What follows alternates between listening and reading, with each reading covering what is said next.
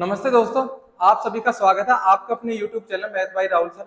जैसे कि हम प्रॉफिट लॉस चैप्टर स्टार्ट कर चुके थे और उसमें 5 क्लास ले चुके हैं।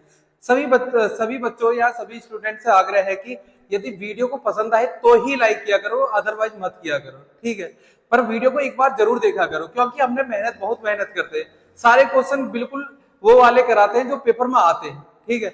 यदि वीडियो पसंद आए तो लाइक करना और शेयर करना, अदरवाइज मत करना यदि आपको पसंद ना आए, ठीक है। तो आज हम दोबारा स्टार्ट करते हैं अपने छठा पार्ट और स्टार्ट करते हैं पहला क्वेश्चन, ठीक है। तो वीडियो को जरूर एक बार जरूर देखें, ठीक है। तो लेते हैं आज का पहला क्वेश्चन और स्टार्ट करते हैं क्लास। तो आज का पहला क्वेश्चन है, किसी वस्तु को उसके मूल्य के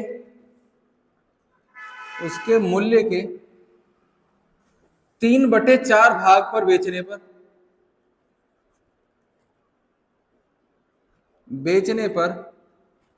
10% की हानि होती है। 10% की हानि होती है।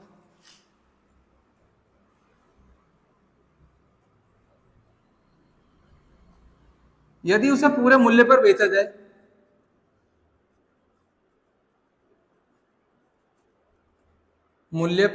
जाए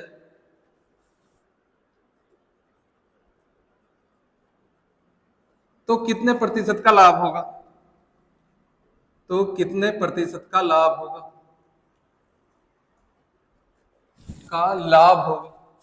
बहुत इंपॉर्टेंट क्वेश्चन है और आसान क्वेश्चन है। पहला क्वेश्चन है आज का, ठीक है। तो स्टार्ट कराते हैं कि पहले क्वेश्चन को एक बार समझ लीजिए। किसी वस्तु को उसके मूल्य के 3/4 भाग पर बेचने पर 10% की हानि होती है। यदि उसे पूरे मूल्य पर बेचा जाए तो कितने प्रतिशत का लाभ होगा, ठीक है। तो यहाँ पे आपको लिखना क्या है, यहाँ पे लिखना है सीपी और यहाँ पे लिखना है एमपी और सेलिंग प्राइस। अब उसके मूल्य पर बेचा जा रहा है तो किस पर बेचा जा रहा है? मार्केट प्राइस के 3/4 भाग पर। सिंपल सी बात है, क्लियर बात एकदम। मार्केट प्राइस के 3/4 भाग पर बेचा जा रहा है। हमेशा नीचे वाला जिससे कंपेयर होता है वो होता है। यानी मार्केट प्राइस हमारा 4 रुपए और बेची कितने में जा रही है? 3 रुपए में। क्लियर बात। हमारा नीचे वाला यानी 3/4 भाग में बेची जा रही है, 3/4 भाग में बेची जा रही है। इसका मतलब है ये मार्केट प्राइस और ये सेलिंग प्राइस। क्लियर बात एकदम। यानी नीचे वाला मार्केट प्राइस है, ऊपर वाला सेलिंग प्राइस है। यानी 4 रुपए की 3 रुपए में बेची जा रही है। और सीपी हमारा कितना होता है? 100%। कितना होता है? 100%। सीपी हमारा 100% है। 100% है तो उसने क्या कहा, जब 3/4 भाग पर बेचा जाता है तो 10% की हानि होती है। यानी 100% पे 10% की हानि हो रही है तो वास्तव में बेच कितने पे रहा है? 90% पे। क्लियर बात एकदम। यानी हमारा लागत 100 रुपए है। कितना है? 100 रुपए। तो उसने क्या कहा? 10% की हानि हो रही है। यानी 100 पे 10% की हानि है तो बेचा कितने में? 90 में। क्लियर बात एकदम। अब 3 की वैल्यू 90 है तो 3 का डिवाइड 90 में करना है। तो 90 को 3 से डिवाइड किया तो कितनी बार गया? 30 बार। कितनी बार? 30 बार। 30 गुना है। अब हम यदि उसने क्या पूरे मूल्य पर बेचे तो पूरे मूल्य कितना है हमारा? 4 है। मार्केट प्राइस 4 है तो 30 में 4 की गुना करी तो कितना आ गया? 120। क्लियर बात है एकदम। देख लो एकदम। यानी 3 की वैल्यू 90 है, 90 को 3 से डिवाइड किया 30 और 30 की गुना 4 में करी तो कितना आ गया? 120। अब 100 की चीज को 120 में बेच रहा है। सीधा सीधा देखो, 100 की चीज को 120 में बेच रहा है तो प्रॉफिट कितने का है? 20 का। यानी हमारा आंसर कितना आ गया? 20%। बेहतरीन क्वेश्चन है और आसान क्वेश्चन है, ठीक है। देख लो यदि कहीं पर भी दिक्कत लगती है तो एक बार और समझो। एक दुकानदार किसी वस्तु को उसके मूल्य के 3/4 पर बेचता है। यानी 4 मार्केट प्राइस है और सेलिंग प्राइस 3 है। यानी 4 की चीज को 3 में बेच रहा है। 3 की जगह हमें देख कितना रखा है, क्योंकि 100 रुपए पे 10 रुपए की हानि हो रही थी तो बेच कितने में रहा? 90 में। 3 का डिवाइड यानी 3 का भाग 90 में दिया तो कितनी बार गया? 30 बार। और वन की पूरे मूल्य में गुणा करी तो कितना आ गया? 120। 100 की चीज को 120 में बेच रहा है तो प्रॉफिट कितने का? 120। क्लियर एकदम। लेते हैं आज का सेकंड क्वेश्चन। बस ये देखना है कि वीडियो आपको पूरी देखनी है। यदि वीडियो आपको पसंद आए तो लाइक और शेयर करना, अदरवाइज मत करना बिल्कुल भी, ठीक है। तो चलते हैं अगले क्वेश्चन पर, ठीक है। आधे बच्चे तो कम व्यू देखकर करते हैं कि कम व्यू आते हैं इसलिए बेकार पढ़ाता होगा। यदि ज्यादा व्यू आते हैं तो अच्छा, भले ही वो कितना बेकार पढ़ाए, पर यदि ज्यादा व्यू आते हैं तो बच्चे उसी को ज्यादा देखते हैं। ये नहीं देखते कि कम व्यू आ रहे हैं, उसने अभी स्टार्ट किया है तो कम व्यू आएंगे। यदि व्यू ज्यादा आएंगे तो फिर तो अपने आप ही उठ जाएगी वीडियो। मैं कह रहा हूँ कम व्यू आते से पर कंटेंट बहुत अच्छा होता है, ठीक है। तो कंटेंट पे हमेशा हम फोकस रखते हैं, पेपर से ही दृष्टि से एकदम बढ़िया से। तब तुम आपको बस वीडियो देखनी है एक बार। तो लेते हैं आज का सेकंड क्वेश्चन और स्टार्ट करते हैं। ठीक है, तो आज का सेकंड क्वेश्चन है, किसी वस्तु को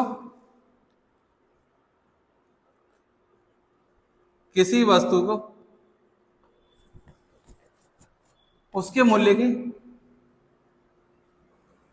मूल्य के 3/5 भाग पर बेचने पर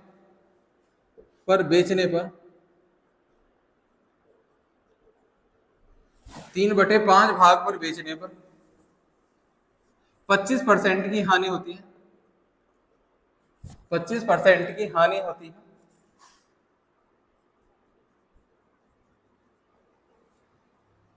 यदि उस पर 10% की छूट दी जाए, यदि उस पर 10% की छूट दी जाए तो उसे कितने प्रतिशत का लाभ या हानि होगी? लाभ या हानि होगी।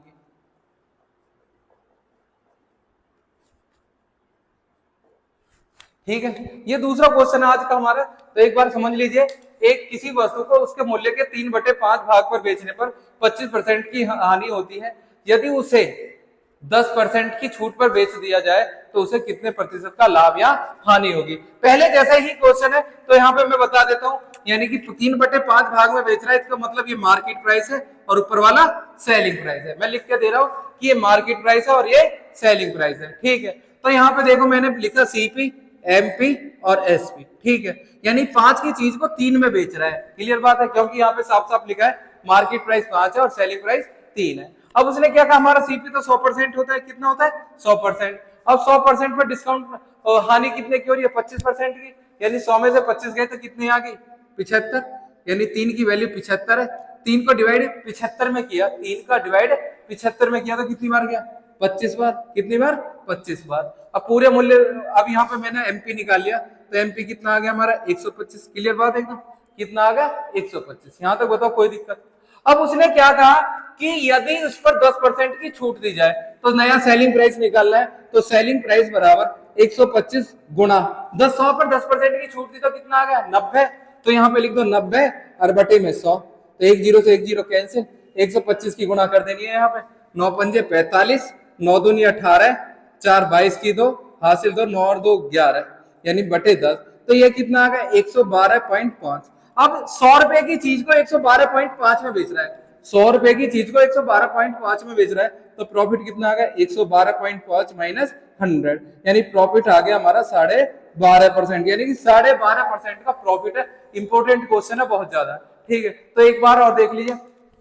अब उसने क्या कहा कि एक दुकानदार किसी वस्तु को 3/5 भाग पर बेचता है, यानी 5 की चीज को 3 रुपए में बेच देता है, तो उसे 25% की हानि होती है। यानी सीपी हमारा कितना था 100%, सीपी कितना था 100%। 100 पर 25% की हानि हो रही है, तो कितने में बेचा 75 में। क्लियर बात एकदम, यानी 3 की वैल्यू कितनी है 75 रुपए।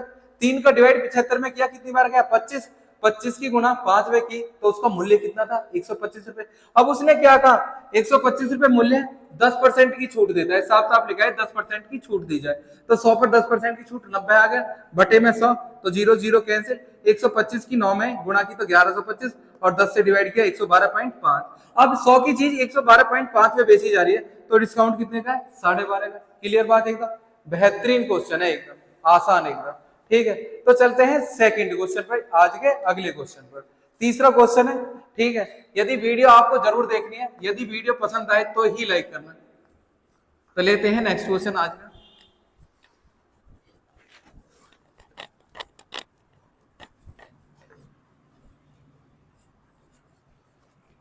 आज का थर्ड क्वेश्चन है,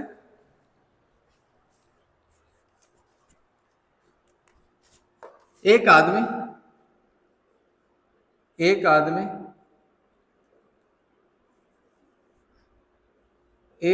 40,000 रुपए में 2 वस्तुएं खरीदता है। 40,000 रुपए में 2 वस्तुएं खरीदता है।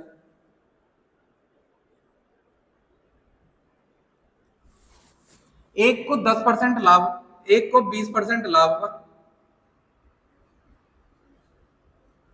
एक को 20% लाभ पर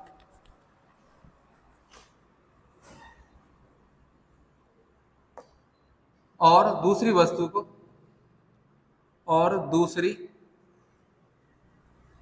दूसरी वस्तु को 20% हानि पर बेच देता है यदि दोनों के विक्रय मूल्य समान है,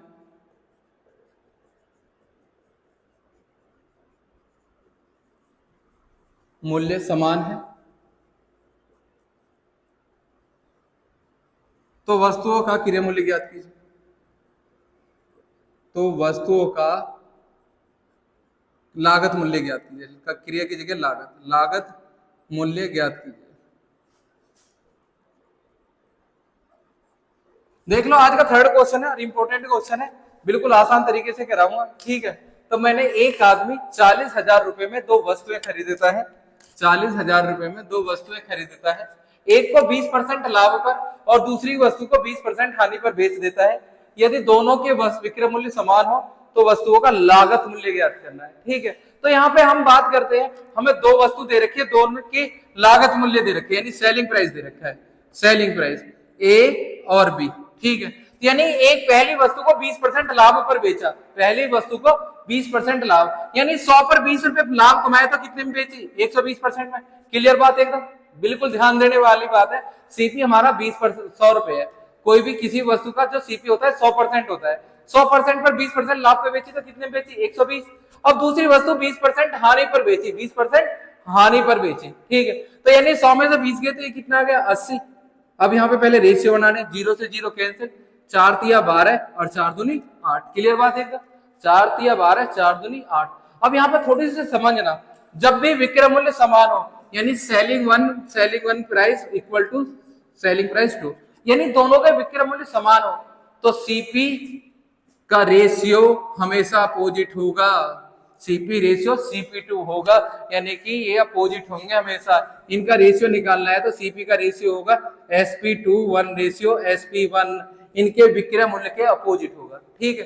तो यहाँ पे देखो एसपी का रेशियो कितना है? 3 रेशियो। तो जब भी विक्रय मूल्य समान हो, तो सीपी इनका हमेशा अपोजिट होगा, 2 रेशियो 3, ठीक है। यानी यदि हमारा सीपी 3 रेशियो 2 है एसपी, तो सीपी हमारा 2 रेशियो 3 होगा। कब होगा? जब विक्रय मूल्य समान हो। जब कोई भी वस्तु के या प्रॉफिट या लॉस या विक्रय मूल्य समान हो तो सीपी हमेशा उनका अपोजिट होता है। तो सीपी अपोजिट कितना हुआ? 2 और 3, तो टोटल कितना हो गया? 5, और 5 की जगह दे कितना रखा है मैं? 40,000। कितना दे रखा है? 40,000। क्लियर बात एकदम। 5 से 40,000 को डिवाइड किया कितनी बार गया? 8,000 में। कितनी? 8,000 में। 5 की जगह कितने पे रखा? 40,000। कितने गुना है? 8,000 रुपए। तो 8,000 की गुना इसमें कर दी एक बार, 8,000 की इसमें एक बार करी तो ये आ गया 16,000, यानी हमारा पहला सीपी मिल गया 16,000, और दूसरे में गुना करी तो ये कितना आ गया? 24,000। यानी हमारे दोनों सीपी मिल गए, एक 16,000 है आंसर हमारा, एक 16,000 और एक 24,000। ये हमारे दोनों आंसर है, बिल्कुल आसान तरीके से, ठीक है। करना कुछ नहीं है, एक बार और समझ लीजिए। जब भी क्वेश्चन में क्या दे रखा हो? विक्रय मूल्य दे रखा हो। विक्रय मूल्य हमारा एक पहली 20% लाभ पर था यानी 120, दूसरी 20% हानि पर था 80, ठीक है। अब ये हमने रेशियो बढ़ाए, 3 रेशियो 2 है। जब भी विक्रय मूल्य समान हो तो सीपी क्या होता है? अपोजिट, यानी 2 रेशियो 3, 3 तो 5, 5 की वैल्यू 40,000 है, 8,000 गुना है, 8,000 की 2 में गुना करी 16,000, 8,000 की 3 में करी 24,000, यानी हमारे एक दोनों विक्रय मूल्य मिल गए। अब हम आज का लास्ट क्वेश्चन लेते हैं, वो भी इंपॉर्टेंट है, ठीक है। बिल्कुल आसान है, देखने में थोड़ा बहुत ही अंतर है, उसमें विक्रय मूल्य समान नहीं होंगे, ठीक है। और क्वेश्चन होना ऐसे ही है, ठीक है, थोड़ा सा बदलेगा तो ये ध्यान रखना है। क्वेश्चनों में मैं अंतर करना सिखा रहा हूं कि जो एक से मैं एक साथ कराता हूं। तो लेते हैं आज का नेक्स्ट क्वेश्चन और लास्ट क्वेश्चन है। मैं 4 क्वेश्चन मैक्सिमम 15 या 16 मिनट में करा देता हूं कि तुम्हारा टाइम वेस्ट ना हो, और उसमें वे 4 टाइप ही होते हैं, बिल्कुल 4 टाइप, ठीक है। तो लेते हैं आज का नेक्स्ट टाइप और स्टार्ट कराते हैं। एक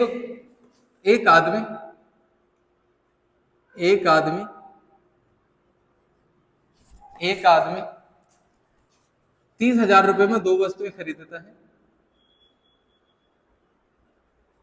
2 वस्तु खरीदता है।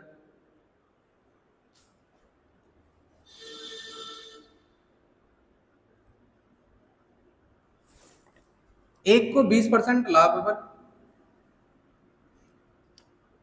एक को 20% लाभ पर, जबकि दूसरी को 10% हानि पर बेच देता है। जबकि दूसरी वस्तु पर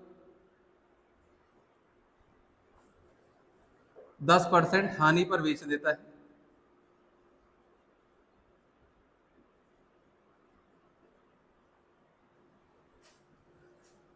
यदि पूरे सौदे में उसे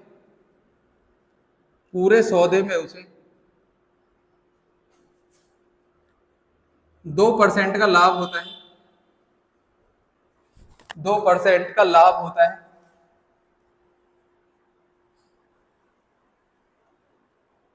तो पहली वस्तु का लागत मूल्य ज्ञात कीजिए। का लागत मूल्य ज्ञात कीजिए।